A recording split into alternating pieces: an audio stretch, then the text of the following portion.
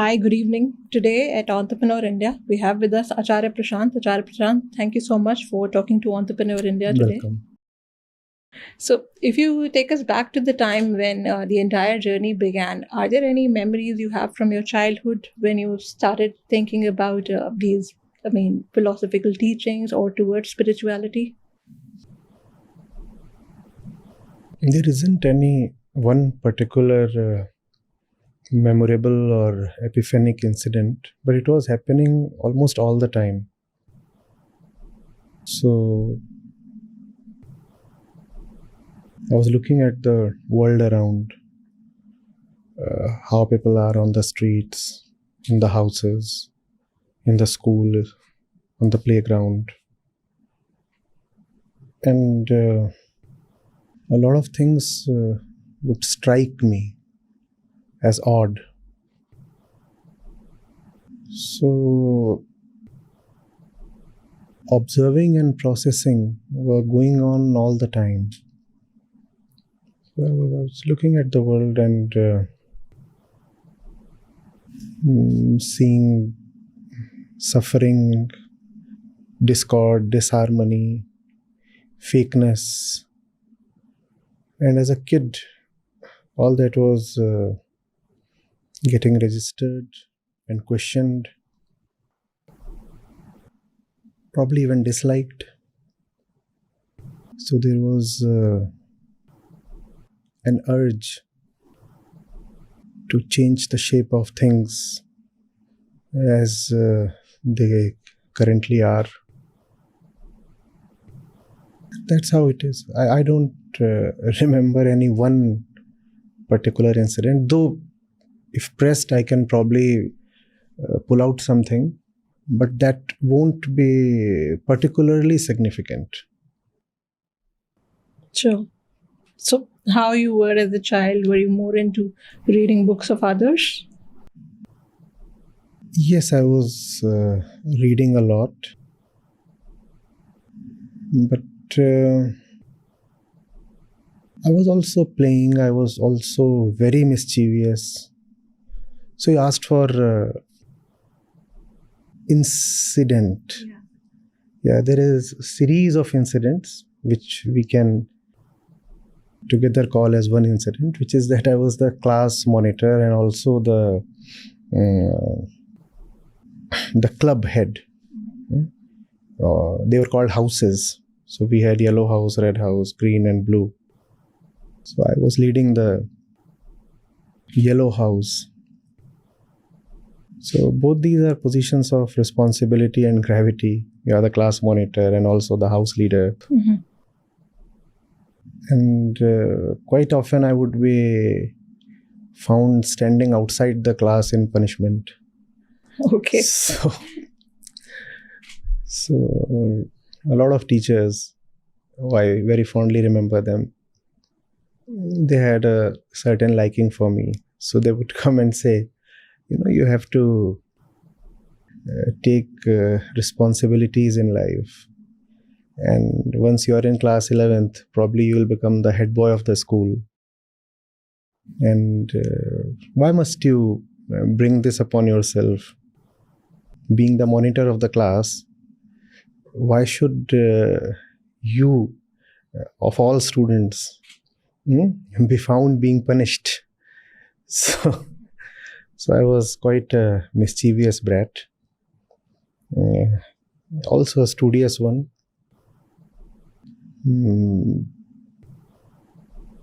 I like to go deep into whatever I was doing. So that led to all the academic accolades. That also led to the headache that I would cause sometimes to my family, sometimes to my teachers. Mm-hmm. And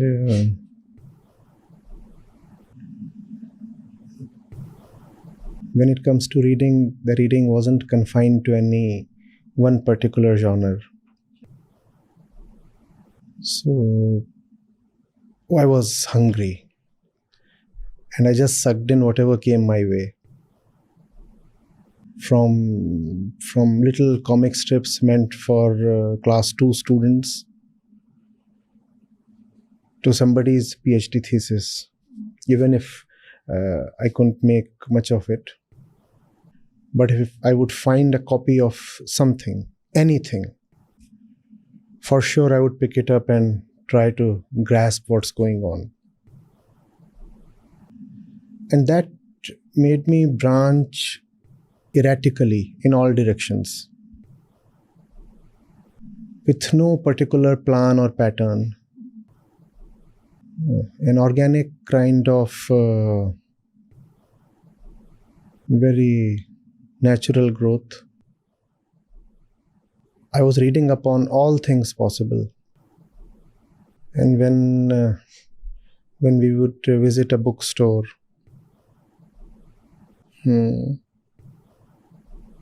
so I would never be satisfied with the number of books purchased that particular visit. In fact, my father would specifically plan visits to bigger cities where we had more prominent bookstores, just so that we could purchase books for me. So he was an officer in government service. So sometimes he would be posted in places that were not quite big and established. So to get well-stocked bookstores, we needed to travel, and we did. So that was a bit remarkable, to travel just so that you can visit a bookstore. That was happening once every few months. And essays, poems, history, science. Father himself was quite a well-read person. So he would bring me quite an assorted set from all possible directions. So the entire stock that we had was very eclectic.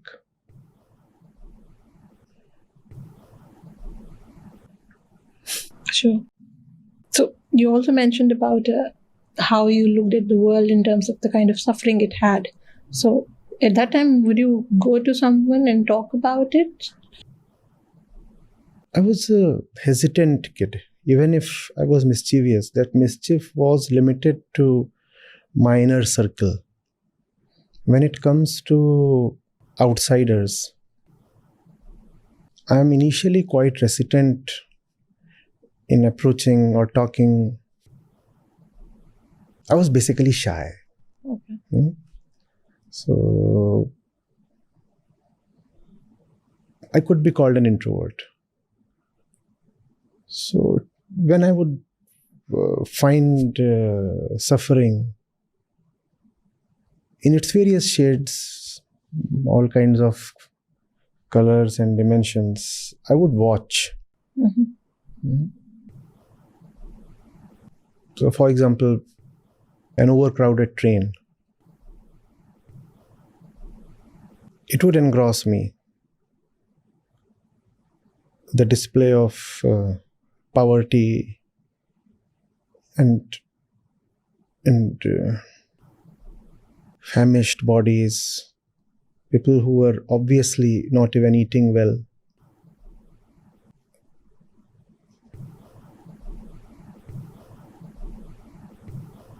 Patched clothes. Kids who were obviously not going to school. And that would numb me down. I'm trying to recollect. I don't remember approaching anybody to speak to them or whatever, knowing fully well that there's nothing that I can really do. And probably I was not going to make a half-hearted attempt.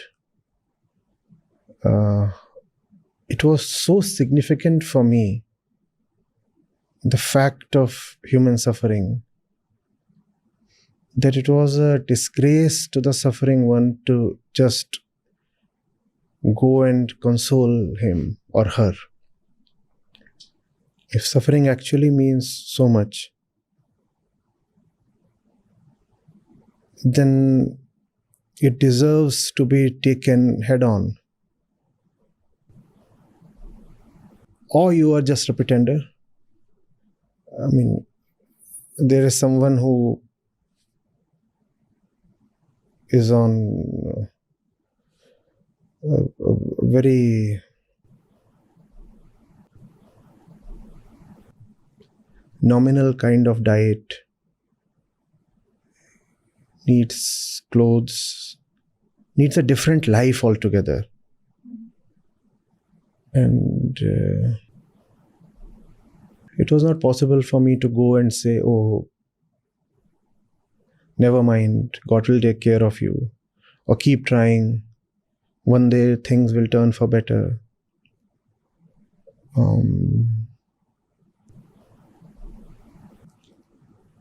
But it would stay with me for long and turn into a quiet silence within.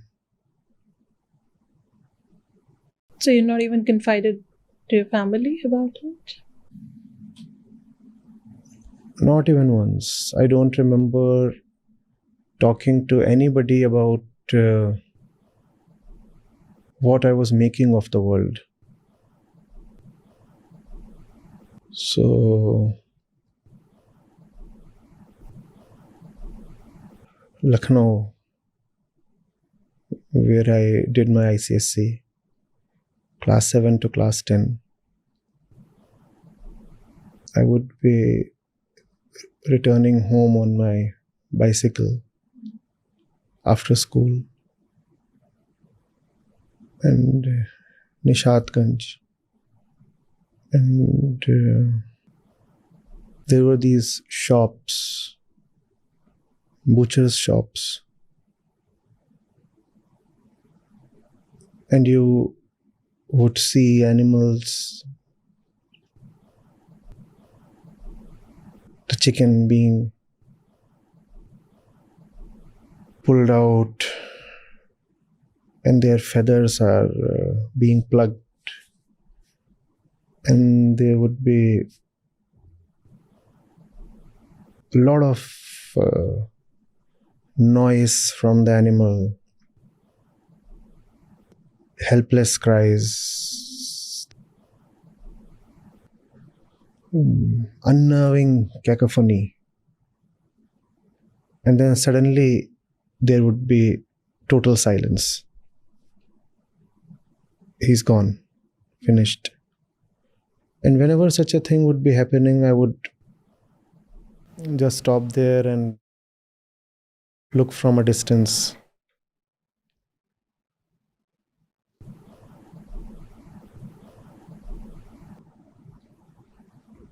And entire bodies hung at the shops. So I would take that in and move on.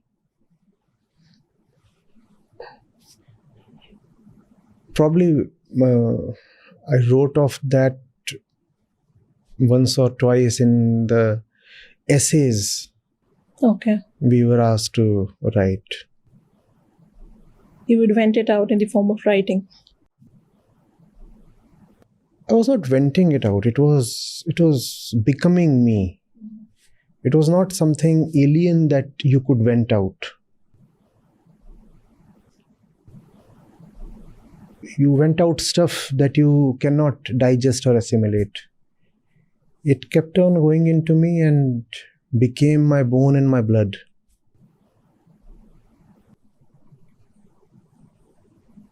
So, and it wasn't dramatic at all. Having watched all that, I could come to my home, take my lunch, do my homework, can even play a video game. It's not that it was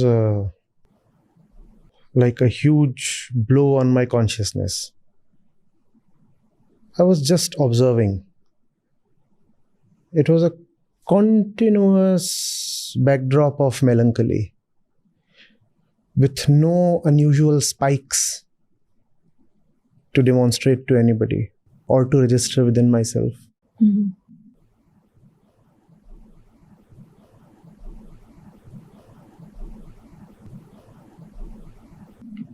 Yeah. Sure. So at that stage, what that kid wanted to do, what that kid wanted to become.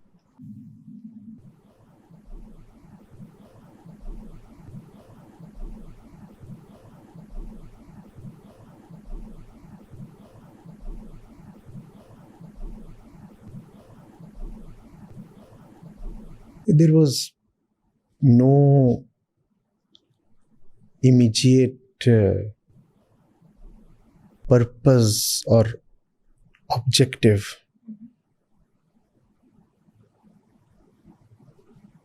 I was just seeing the way things were.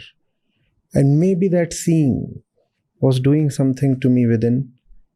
Maybe that continuous observation molded my decisions later on. But I don't remember coming to any kind of conclusion early on. No, I was not thinking of changing the world. I wasn't thinking of reforming the society. I didn't even know why things are the way they are. In some way, I was just stunned. When you are stunned, you don't start darting in some direction with purpose. You know, you're seeing these things, and it's a continuous process of passive stunning. Every single thing.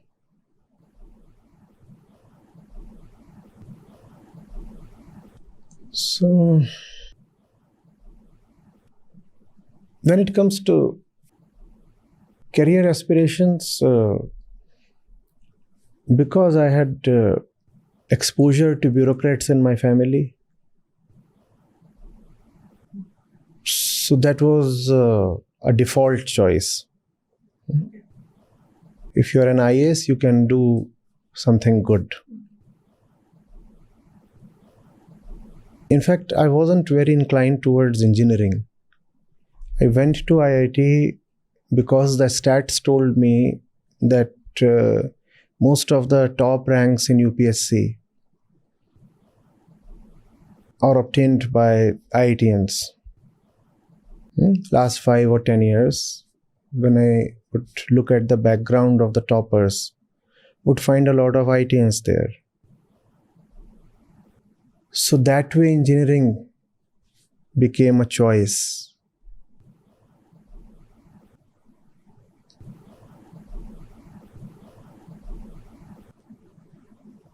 I was groping.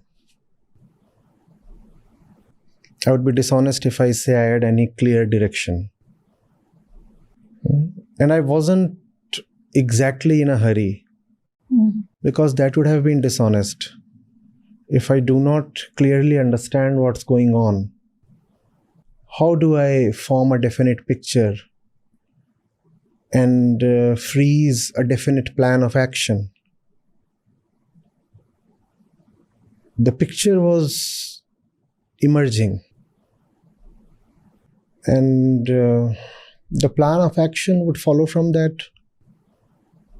You see, what I'm calling as cruelty, I didn't know whether it's coming from religion or economics, a basic human biology itself. Maybe we are cruel by our very physical composition. I didn't know. I was just seeing something that would shock me. I didn't understand it. So I waited for the clarity to emerge, and it's still emerging. It's a work in progress. The way things are interconnected, the way everywhere it's a play of the same inner tendency. It took me a long time to come to see that. Would sound very dramatic if I say I had clarity at the age of 15.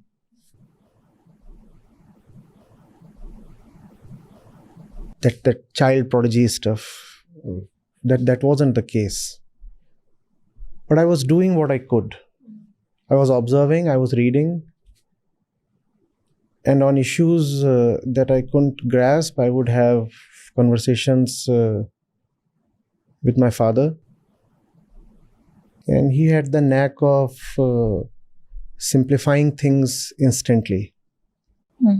So I could go to him with a problem, the narration of which would last, let's say, 10 minutes. And his response would be like 20 seconds, 40 seconds, a minute at max, and everything would stand resolved. So that's something that I still appreciate. Very simple understanding of things that appear complex. That understanding itself becomes a solution. So that's the way it has been. It has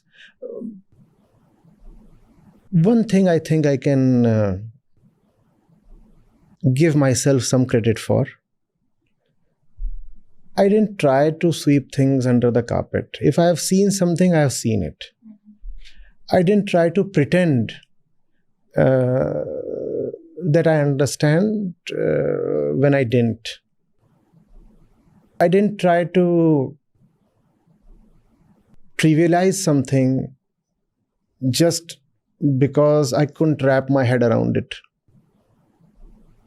If something was beyond my comprehension, I let it stay there. So, and the process remained continuous. In that sense, not the exact word, but a bit laborious and demanded patience.